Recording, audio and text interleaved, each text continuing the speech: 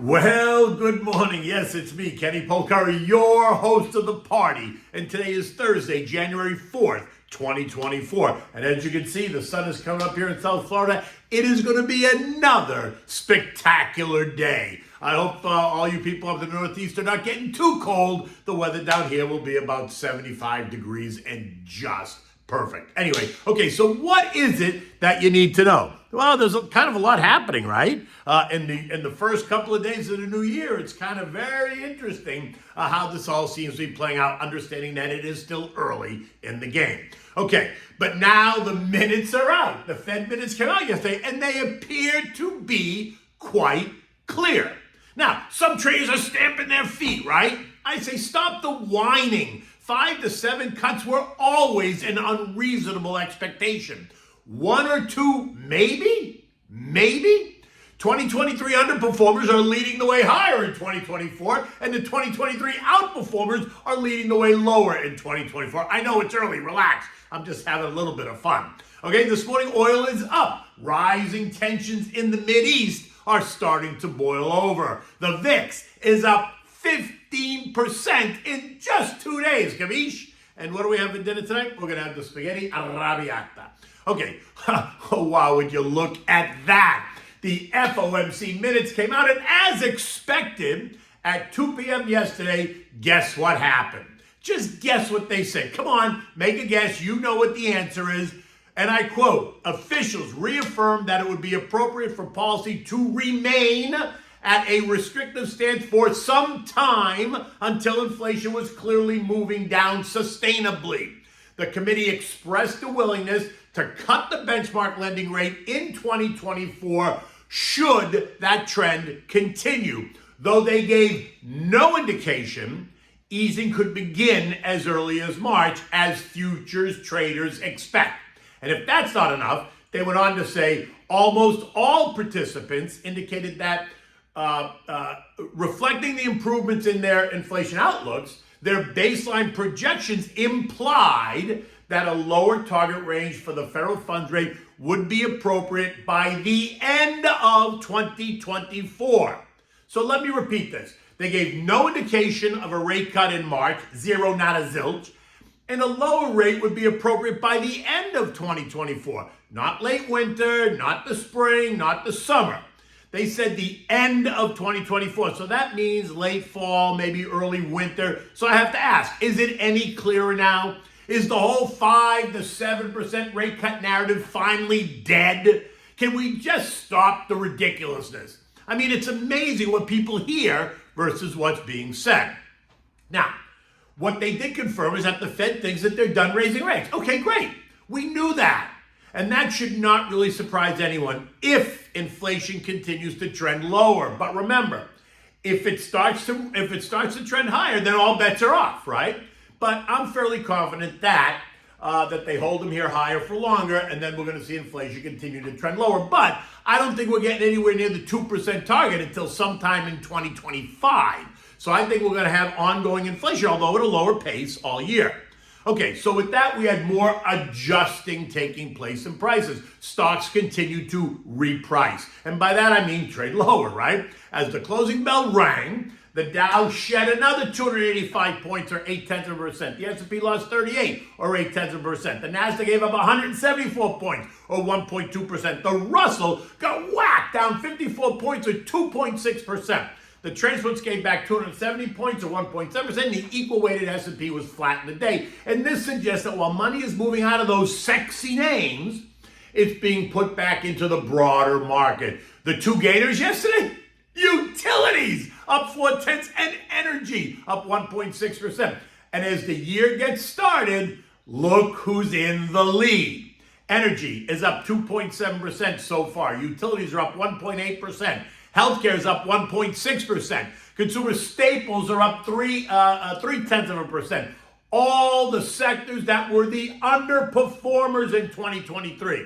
Last year's darlings, tech, XLK is down 3.6%. Consumer discretionary down 3%. Communications down by 1%. And further down the totem pole, you're going to find the semis, right? The SOXX down 5.6%. Cybersecurity down 4%. Disruptive tech down 7.5%. Are you seeing a pattern here? Does technology ring a bell at all to anyone? Rightly so, right? The end of the year narrative, think that 5 to 7 rate cuts coming in 24 is being poo-pooed. So the amazing rally that saw the indexes surge into the end of the year is now being questioned. And that means that some investors are shooting first and asking questions later, while other investors are taking advantage of the angst. Remember, for every trade, there's got to be a buyer and a seller. It's just that when the angst rises, see the VIX, we're going to talk about that in a minute, buyers are happy to let the sellers panic a little bit as they bid lower. And the opposite is quite true when the sentiment changes the other way. And we found that out. That was front and center during the final 8 weeks of last year that saw buyers tripping over each other to get back in as the sellers kept teasing higher. And speaking of angst, you have to look at the VIX, right? We talked about this. Remember how complacent it was? Well, it's now surged by 15% in just 2 days. And the VIXI ETF, is up 5%. And just like the RSI that we discussed on Tuesday, investors need to pay attention to these extreme readings. And the VIX has been in extreme low range for weeks now. So it's just a matter of time, and we discussed this before something was going to surprise the markets causing a turn in the trend, right? Now, how long that turn lasts is going to depend on a range of economic data points, the start of earnings season, and the ongoing yin and yang from the Fed that's causing all kinds of speculation on when, how many, and at what pace will the Fed decide to change the higher for longer narrative. Let's be honest, there is a wide range of opinions about expectations, and as we witnessed, those opinions can become the narrative, and the narrative can be incorrect. And when it becomes clear that the narrative is incorrect, then the markets do correct.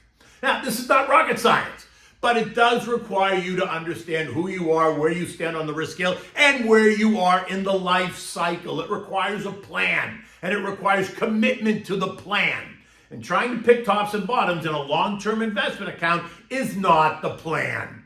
You can do that with your Mad Money account, right? I'm happy to discuss. Give me a call. I'm happy to discuss your Mad Money account versus your long-term investment account. Now, as the market awaited the minutes, we did see the 10-year bond pierce 4% at about 10:30 in the morning. Then it backed off and then it challenged 4% again, only to end the day lower, yielding 3.91%. This morning it's up just a tiny bit, the yield. The 2-year yielding is now yielding 4.33%, and a move up and through the 4% in the 10-year is going to provide some ongoing headwinds for the broader market until we get more clarity on earnings season, forward guidance, and what Friday's NFP report is going to reveal. Now, oil, which has been all over the place, is higher today, up 70 cents at $73.40 a barrel. One day, right, it's about the rise in Chinese imports. The next day, it's all about how the non-OPEC supply boom is creating more supply, and then it's a cut in price forecast by Morgan Stanley. Today, it's all about the ongoing crisis in the Red Sea caused by the Houthis, right, the Iranians, disruptions in the Libyan oil field, and heightened tensions in the ongoing Israel-Gaza conflict that could still morph into a wider regional conflict. Now, shippers remain concerned, and they're opting to reroute their container ships around the Cape of Good Hope, right down in Africa, versus going through the Red Sea and out the Suez Canal. Expect to see shipping costs rise, and they are already surging. And then that means, and then guess what that means to the cost? Think higher prices for shippers to Europe and the East and West Coast of the United States. And if shippers are paying more, then guess who ends up paying more in the end? Come on! You know the answer. This is not a trick question. You and me. Now, gold, which has also been erratic, did test lower yesterday, almost kissing the short-term trend line at 2027 before finding support. This as it becomes a bit clearer that the Fed is not prepared to slash and burn rates in 2024. This morning, though, after some careful consideration, we do see gold trading up $12 at 2055, leaving it in the 2027, 2100 trading range that we've identified that we've also been discussing. So just know that. This morning, U.S. futures are up. Not strong, not surprising. Dow futures are up 60, the S&P's up 5, the NASDAQ was up 28, the Russell's is up ahead by 10. In fact, I think NASDAQ's now gone negative since I wrote this.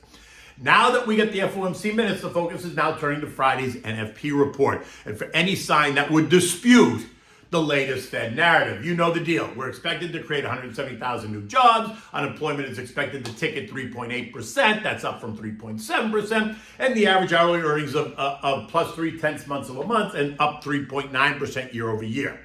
I do not think we're going to see anything significantly different than what we expect. And then the focus is then going to turn to the start of earnings season, which begins next Thursday on January 12th with the banks, JP Morgan, Citibank, Wells Fargo, blah, blah, blah. European markets this morning are all up after being under pressure as well during the start of the year. Markets across the region are up anywhere between 0.3 and 0.7. French inflation came in at plus 3.7% year over year. That's up from 3.5. Energy and services were up, joining the ongoing increases in food prices in France.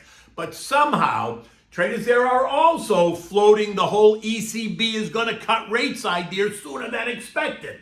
Yeah, okay, you run with that. Now, just a follow-up.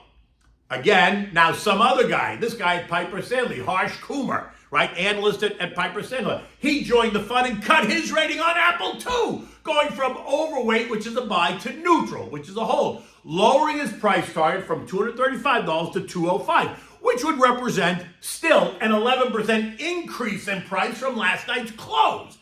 In his analysis, he cites weakening macro environment in China and slowing unit sales. Well, at least the guy made a substantial cut in his target price, lowering it $30 or 12%, versus Timmy Long at Barclays that took his price target from 161 to 160, which is ridiculous.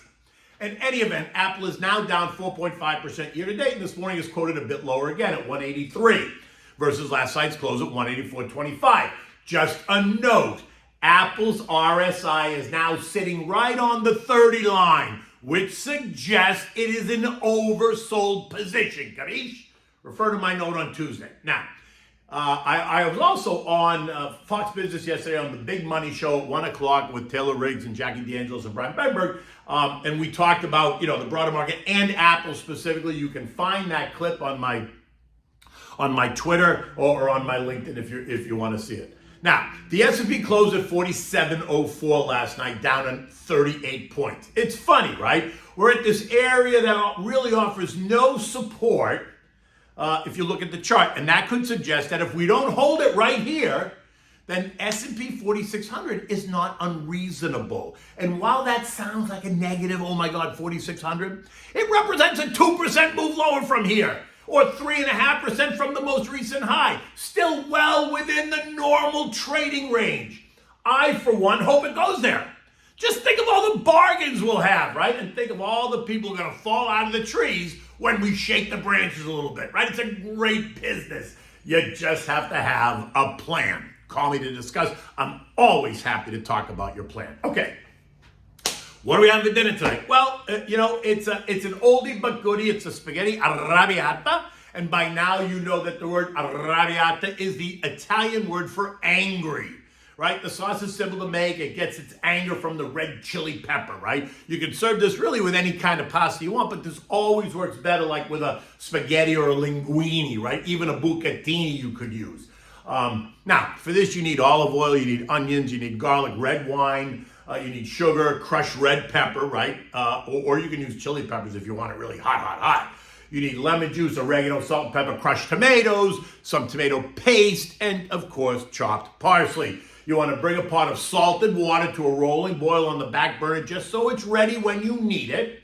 Now, in another large pot or a deep saute pan, put it on medium-high, heat up some olive oil, add the garlic, saute it a bit, make sure not to burn it. Now you're going to add the sliced onions. You're going to saute those until they're soft, 5 to 8 minutes. You know the drill. Next, add a half a cup of red wine, a tablespoon of sugar, fresh squeezed lemon juice, about 1 tablespoon. You need some oregano. You need just a bit of tomato paste, like a teaspoon, and 28-ounce can of kitchen-ready crushed tomatoes. Not puree, just crushed tomatoes, right? You need the crushed red pepper or the chili pepper if that's what you prefer. You're going to bring it all to a boil, then reduce it to simmer and let it cook for 15 to 20 minutes. When it's ready, now add the spaghetti to the boiling water. Cook that for 8 minutes until it's al dente. You want to strain it, always reserving the pasta water, right? The tears of the gods. Return the pasta put the pasta right in the saute pan. and mix it up with the tomato sauce, right? If it looks like it's sucking up the sauce, just add a little bit more pasta water. Also now add a handful or two of fresh grated Parmigiana cheese, and you want to serve this immediately in the warm bowls. You can enjoy this with a nice red wine. Now, I like with this one, I like the Brunello di Montalcino. It's like silk, first of all, but it's a heavy red wine, but it's so good and it really works well with this dish, or at least I think it works well with this dish.